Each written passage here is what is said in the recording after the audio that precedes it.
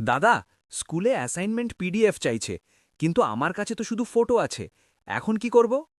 ভুলা 2026 সালে ফটো নিয়ে ঘুরছিস 10 সেকেন্ডে পিডিএফ বানিয়ে দে।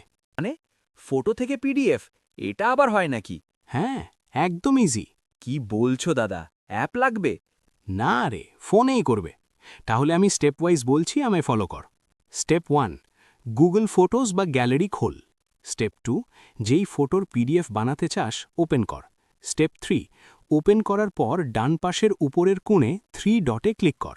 স্টেপ 4, প্রিন্ট অপশন সিলেক্ট কর। Step 5, save as PDF choose করে সেভ কর।